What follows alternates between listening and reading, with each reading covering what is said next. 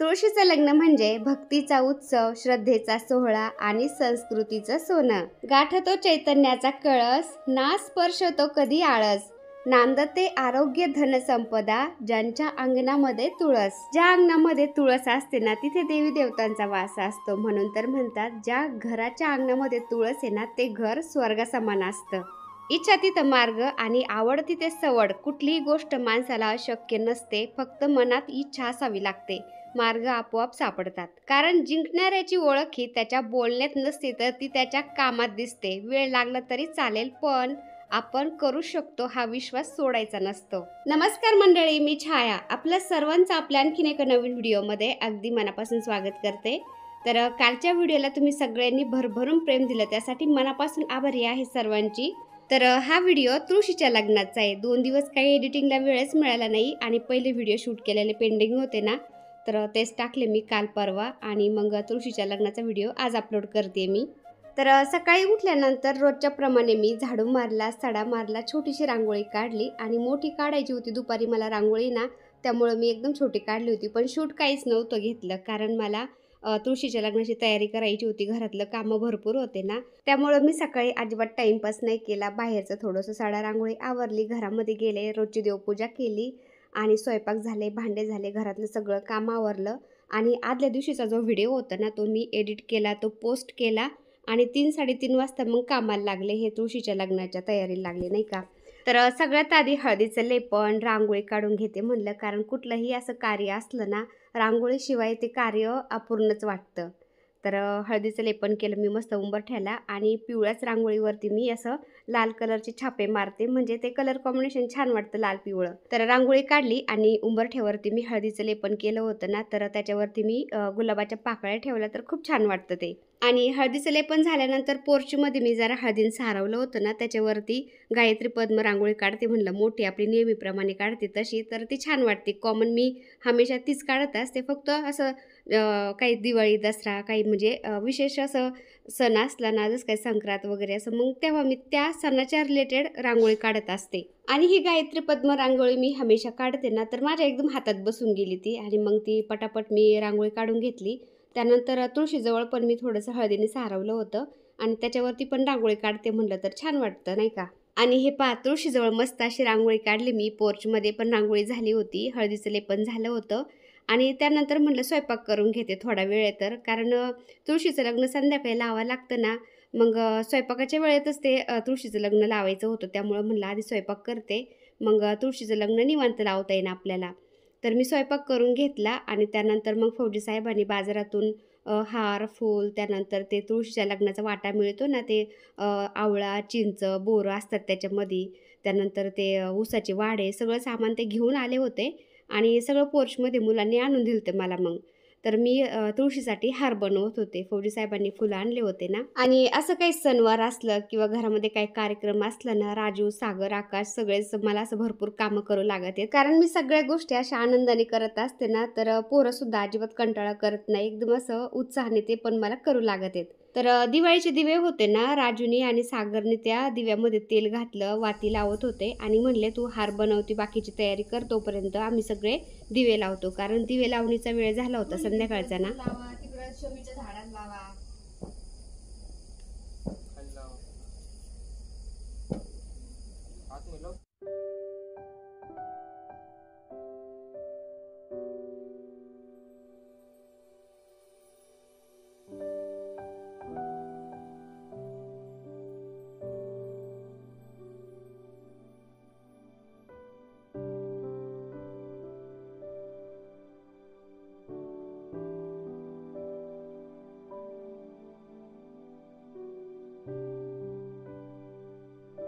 दिवाळीच्या दिवशी आपण खूप दिवे लावतो ना, तर राजूनी आणि सागरनी तुळशीच्या लग्नाच्या दिवशी पण तसंच केलं होतं. सगळीकडे दिवे लावून सगळीकडे असं लख्ख उजेड केला होता.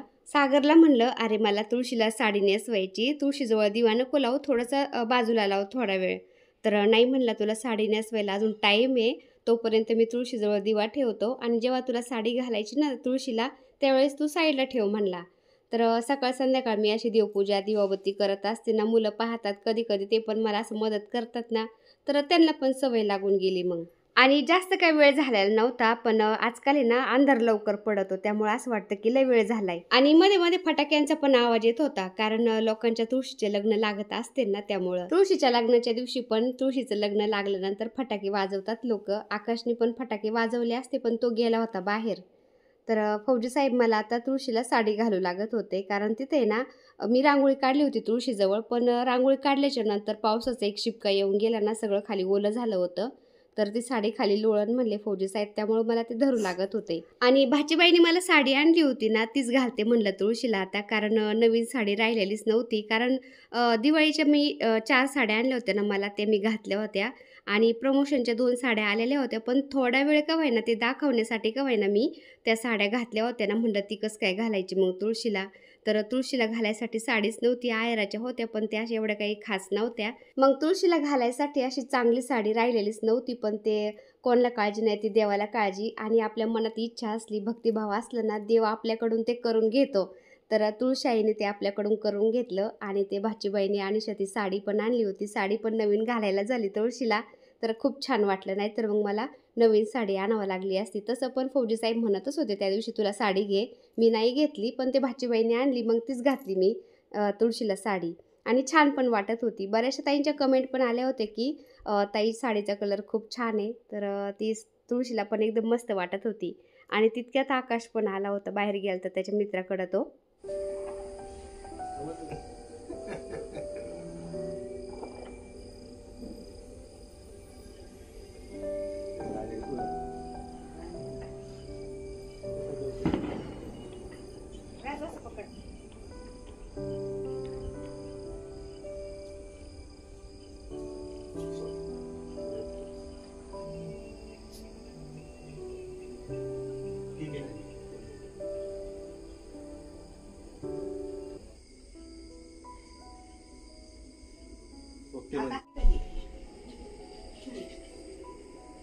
काय मला राजू इकडे माग ठेव, इथे ठेव आणि इथे ठेव राजू. अरे मांडव मोठा करावा लागेल नुसतं तुळशीलाच करतात मांडव. आणि बाळकृष्णाचे मांडव नाही बाळकृष्णाला एवढं नाही व्हायचं. काय नाही होणार तिकडे हे ठेवायचं तिथं तुळशीवर झालं तरी चाललंय, बाद झालं. कुंडी आहे की एखादी? कुंडी आहे तिकडे ती परत राहत मला माहिती काय बांधायला नाही का कुठून देऊ आता? हे इथं एवढं बांधायचं निश्चित राहावं असं इथं नाही. हा ना, आता बोलायचं नादात तुम्ही ते सोडून दिलं. नाही ते तुझी बाजू हुशार आहे जास्त, त्याच्या बोलते म्हणजे ओके ओके ओके डन चलो चलो. मांडव तयार झाला. मांडव तयार झाला. तेच पाणी त्याला तरी काय मी ते रानात केलं होतं हा कोणाला अहो, आम्ही रानात जायचो ना, ते तळ्याखालचं फुटल्याला पाणी नव्हतं पित का? ते पाऊस आल्यावर दगडावरलं पाणी पेरलं होतं. मी नाग दिले पाणी नाही पिलो. नाग दिली माहिती तुम्हाला पुढे तिकडे नागगिरी इथं फारिस्टा साईडने आपले हिवरे बाजारच्या ते जाऊन भेट नाही जाताना तिकडे वर नाही का गावाच्या इकडे वर ते वाड्याच्या पुढं पण पाणी प्यायचं रानात गेलं पहिलं. त्याला किती चला आता अंतरपाठ करून झाला, आता मी पूजा करून घेते है ना. पटापट माझ्या हाताखाली द्या, पटापट करून घेऊ. चला राजू चलो. आता तुळशीच्या लग्नाचं महत्त्व अगदी थोडक्यात मी तुम्हाला सांगते. तर तुळशीचं आणि शालिग्रामचं किंवा विष्णूंचा अवतार म्हणजे बाळकृष्ण यांच्याशी लग्न लावलं जातं. आणि असं म्हणतात की भगवान विष्णू कार्तिक महिन्यातील देवउठणी एकादशीला संपूर्ण 4 महिने झोपल्यानंतर उठतात, तेव्हा तुळशीशी लग्न लावलं जातं त्यांचं. आणि भगवान विष्णूला तुळस खूप प्रिय आहे ना, त्यामुळे तुळस ही लक्ष्मीचं रूप सुद्धा मानले जाते. आपल्या हिंदू धर्मामध्ये तुळशीला पापनाशिनी पण म्हणतात, त्यामुळे तुळशीला अनन्यसाधारण महत्त्व आहे. तुळस ही भारताच्या सगळ्या प्रांतात आणि सगळ्या भागात उगवत असते. आपल्या हिंदू धर्मामध्ये प्रत्येकाच्या दारामध्ये एखाद्या कुंडीमध्ये का होईना तुळस असते, तुळशी वृंदावन असतं. भगवान विष्णूंचा आणि तुळशीचा विवाह लावण्याचा उत्सव कार्तिक द्वादशी पासून ते पौर्णिमेपर्यंत एखाद्या संध्याकाळी करतात. संध्याकाळी छान वाटतं ते प्रदोष काळाच्या वेळेस. काही लोक आहेत ना एकादशीच्या दिवशी पण तुळशी विवाह लावतात बरं का, पण असं म्हणतात द्वादशीच्या दिवशी तुळशीचा विवाह केल्याने खूप चांगलं असतं. तुळशी विवाह म्हणजे हे एक व्रत असतं आणि हे व्रत केल्याने आपल्याला कन्यादानाचं फळ मिळत असतं. आता तुळशीला साडी घातली, तुळशीला मी मस्त सजवलं, त्यानंतर माता लक्ष्मीचा फोटो आणि सत्यनारायणाचा फोटो मी तिथं वस्त्र टाकून ठेवला आणि आता सगळ्यात आधी दिवा प्रज्वलित करून घेतला आणि दिव्याच्या साक्षीने मी पूजा करते आता. तर सगळ्यात आधी आपण कोणतीही पूजा करायची म्हणलं ना गणपती बाप्पांच्या पूजनाने सुरुवात करत असतो ना, तर गणपती बाप्पांना मी अभिषेक घालते पाण्याने, पंचामृताने, पुन्हा पाण्याने. ओम गणपते नमः असं म्हणत. तर गणपती बाप्पांना अभिषेक झाला, त्यांना हळदी कुंकू अक्षदा फूल वाहायचं, नमस्कार करायचा. त्यानंतर पुन्हा आपल्याला कलश म्हणजे कलशाची स्थापना करायची. कुलदेवीच्या स्वरूपामध्ये कलश पण मांडायचा असतो आणि कलशाची स्थापना केल्यानंतर मग आपल्याला बाळकृष्णांना अभिषेक घालायचा आहे. तर हे अभिषेक घालूपर्यंत सगळं आवरूपर्यंत मी तुम्हाला आता तुळशीचं लग्न का लावलं जातं त्याचं महत्त्व काय आहे अगदी थोडक्यात सांगते. म्हणजे आपल्या नवीन पिढीला पण थोडंफार का व्हायना कळलं पाहिजे नाही का. पौराणिक कथेनुसार तुळशीने तिच्या पूर्वजन्मात वृंदा नावाच्या एका अत्यंत पवित्र स्त्रीचा जन्म घेतला होता आणि तिचा विवाह एक जालंधर नावाच्या शक्तिशाली असुर राजाशी झाला होता. वृंदाच्या पवित्र धर्मामुळं जालंधर राजा इतका बलवान झाला होता ना की तो देव आणि ऋषीमुनींनाही त्याला हरवणं अशक्य झालं होतं. त्याच्या पराक्रमामुळं त्यांनी तिन्ही लोकांत हाहाकार माजवला होता. जालंधराच्या अत्याचाराला कंटाळून सर्व देवतांनी भगवान विष्णूकडे मदतीची धाव घेतली. जालंधरला हरवण्यासाठी त्याच्या पत्नीचे म्हणजे वृंदाचे सतीत्व भंग करणं गरजेचं होतं. त्यामुळे भगवान विष्णूंनी जालंधरचे रूप धारण केले आणि वृंदाकडे गेले. वृंदाला हे सत्य कळेपर्यंत तिचे सतीत्व भंग झाले होते आणि त्या क्षणी जालंधर युद्धात मारला गेला होता. आणि जेव्हा वृंदाला भगवान विष्णूंच्या या कपटाबद्दल समजले तेव्हा तिला खूप दुःख झाले, खूप राग आला. तिने भगवान विष्णूंना शाप दिला की त्यांनी दगड व्हावे. यामुळेच विष्णूंच्या शालिग्राम रूपाची पूजा केली जाते बरं का. तर नंतर तिने स्वतःला अग्नीत समर्पित केले. मग वृंदाची पवित्र भक्ती आणि त्यामुळे ज्या ठिकाणी तिने आत्मदहन केलं होतं ना तिथे एक तुळशीचं रोपटं उगवलं होतं. आणि मग वृंदाच्या त्यागाचा आदर करून भगवान विष्णूंनी तिला वरदान दिले की तुझी नेहमी तुळस म्हणून पूजा केली जाईल आणि तुझ्याशिवाय माझी कोणतीही पूजा पूर्ण होणार नाही. त्यांनी असे वचन दिले की पुढच्या जन्मी तुळशीच्या रूपात ते तिच्याशी विवाह करतील. भगवान विष्णूंनी दिलेलं हे वचन पूर्ण करण्यासाठी कार्तिक महिन्यातील शुक्ल पक्षाच्या एकादशीला किंवा द्वादशी तिथीला भगवान विष्णूंचं प्रतीक म्हणजे शालिग्राम बरोबर तुळशीचा विवाह लावला जातो आणि याच सोहळ्याला मग तुळशी विवाह असं म्हणतात आणि याच दिवसापासून लग्नाच्या शुभ कार्याला सुरुवात झाली जाते. तर भगवान विष्णूंचं आणि तुळशीच्या विवाहाचं अशी छोटीशी कहाणी आहे. तर अगदी थोडक्यात मी तुम्हाला सांगण्याचा प्रयत्न केला. तर आता हे भगवान विष्णूला आणि तुळशीला मी हळद लावत होते. माझ्याकडं काही शालिग्राम नाही आहे, पण भगवान विष्णूचाच अवतार म्हणजे बाळकृष्ण, तर यांचाच विवाह मी तुळशीबरोबर लावत असते. कसं आहे ना, आपल्याच्याने जेवढं होतं आहे ना तेवढंच आपण करायचं. कारण आपण घरामध्ये भरमसाठ मूर्त्या वगैरे फोटो आणून ठेवायचे, सगळं आणून ठेवायचं आणि त्याची पूजा अर्चा झाली नाही ना मग तो दोष आपल्यालाच लागला जातो. त्यामुळे जेवढं आपल्याच्याने होतं आहे ना तेवढंच आपण घरामध्ये देवांचे टाक म्हणा, मूर्त्या म्हणा ठेवायचं. तर बाळकृष्ण आहेत भगवान विष्णूच्या स्वरूपामध्ये, त्यामुळे मी बाळकृष्णांचाच विवाह लावत असते. शालिग्राम काही घेतलेलं नाही मी. आणि आपण शालिग्राम घ्यायला जरी गेलो तरी कुठं ओरिजिनल मिळणार आहे, कारण तो शालिग्राम आहे ना नेपाळमधल्या ज्या गंडकी नदी आहे ना तिथं मिळतो, त्या नदीमध्ये. तर तिकडं ओरिजिनल मिळतो, आपल्याकडं कुठं ओरिजिनल मिळणार आहे. घ्यायला गेलं तर आपल्याला काळा दगडच हवाली करून देते आणि घ्या म्हणते शालिग्राम. त्यामुळं मी काय त्या फंड्यात पडतच नाही. आपलं जे बाळकृष्ण आहे ना तर त्यांच्याबरोबरच मी तुळशीचा विवाह लावत असते. आता बाळकृष्णांना अभिषेक झाल्यानंतर पुन्हा थोडी हळद लावून बाळकृष्णांना पुन्हा पाण्याने अभिषेक घालायचा होता. तर एकादशीच्या दिवशी आणि द्वादशीच्या दिवशी भगवान विष्णूंना तांदूळ जमत नाही, आपण तांदूळ नसतेत व्हायचे. त्यामुळे मी छोट्या पाटावरती तिळाचं आसन दिले भगवान विष्णूंना म्हणजे बाळकृष्णांना आणि त्याच्यावरती आता बाळकृष्णांना स्थान देते. त्यानंतर आता अष्टगंध धूप दीप दाखवते बाळकृष्णांना आणि वरतून आपण थोडेसे तांदूळ वाहत असतो ना, तर तांदूळाऐवजी आपण तिळच व्हायचे. आणि भगवान विष्णूला पिवळं पितांबर खूप आवडतं ना, तर खाली वस्त्र पण मी पिवळंच टाकलेलं आहे आणि भगवान विष्णूला वस्त्र पण मी पिवळंच घातलेलं आहे. तर फूल पण पिवळंच व्हायचं बरं का शक्यतो मिळालं तर. आणि भगवान विष्णूला तुळस व्हायची असते आणि नैवेद्य जरी ठेवला ना तरी नैवेद्यावरती आपल्याला तुळशीचं पान ठेवायचं असतं. तर एकादश आली द्वादश आली त्यामुळं मी तुळस 2 दिवसापूर्वीच फ्रीजमध्ये तोडून ठेवली होती. कारण एकादशीला द्वादशीला किंवा रविवारी पण आपण तुळशीचं पान अजिबात तोडायचं नसतं. आणि तुळशीचं पान आपण 4-5 दिवस जरी तोडून ठेवलं ना घरामध्ये तरी पण ते शिळं मानलं जात नाही. त्यामुळं आपण असं तुळशीचं पान तोडून ठेवू शकतो आधी. आता हे पहा भगवान विष्णूला तुळशीला माता लक्ष्मीला हळदी कुंकू अक्षदा धूप दीप दाखवलंय आणि त्यानंतर आता जे कऊट चिंच आवळा बोर हे असतं ना तर ते पण मी तुळशीला ठेवलंय.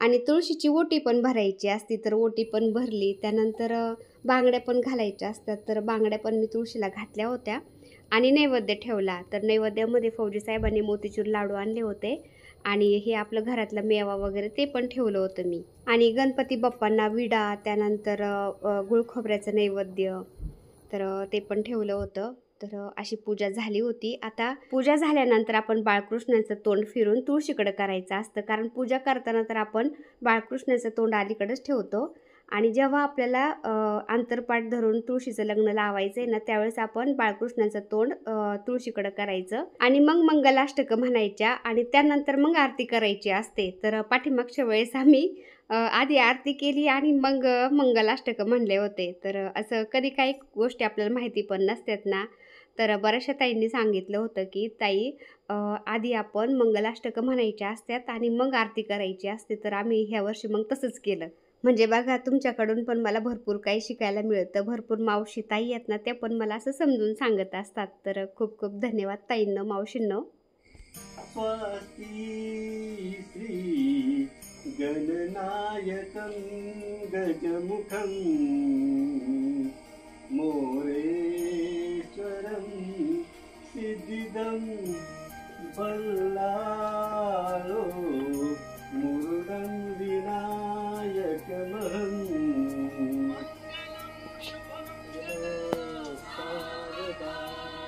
शुभमंगल सावधान.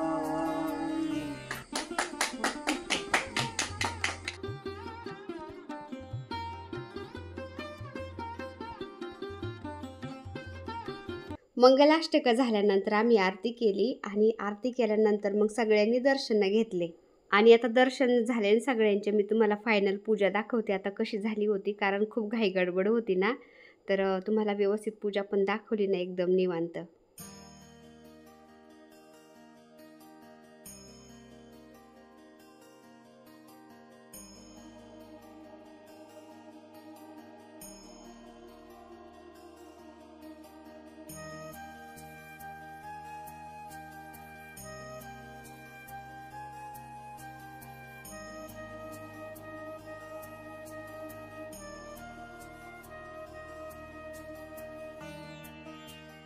लग्न झालेलं पुरा टाळाय का नाही पुरा काचा मग लग्न झालं तर जेवण बिवून नसतात काही. आता तुळशीचं लग्न झालं तर जेवण लागत का? मी काय म्हणलं आता गुलाबजामुन असतील थोडेफार परत काय भाजी पुऱ्या काय. हो हो हो हो काय खरं नाही. तो तिथे प्रसाद ठेवला ना मोतीचूर लाडू ते घेऊन खा. अरे जेवण नाही केलं त्याच्यामुळे मी अजून बघ आता वरडे हो याला जेवण लागत आहे याला पुऱ्या लागत आहे गुलाबजाम लागत आहे. बघा तुम्हीच आता जेवण असलं पाहिजे. आधी सांगायचं मग 5 पकवान बनवलं असतं. आजचे दिवस चालून घे उद्या बनवू आपण वरड्यांना. वरडी काय मुक्कामालाची ते पुढे जाणार नाही वरडी. उद्या उद्या उद्या करू आपण. आता जाऊ दे, आता केलं नाही साहेब. उद्या बनवू. काय खायचं ते खातो. सुखातन झाले पाहिजे. हा जेवण जाऊ. बरं आज वांग्याची भाजी केलेली. आजचे दिवस चालून घ्या. आजचे दिवस चालून घे. उद्या केलं ना मग पूर्व पोट काय नाही काय नाही खाऊ आपण. काय खरं नाही बाई. बघा मंडळी हा म्हणतोय आता तुळशीच लग्न झालंय आता आपल्याला जेवण आहे का नाही. काय वरड्यांना जेवण पण लागत म्हणतोय. वरडी जाणारच नाही घरातच राहणार आहे.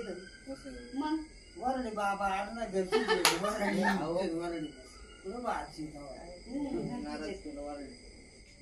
घ्या मोतीचूर लाडू खा या मॅडम झाल्या आणि एवढ्या चालून घ्या मॅडम है ना. रात्रीचं पुऱ्या खाल्ल्यात सुंदर दिदी त्यावेळेस लास्ट तिखट तेलकट नाही खायचे मग नाही बनवलं. कधी जमत आम्हाला. जरा हा. कॅमेरामॅन जरा.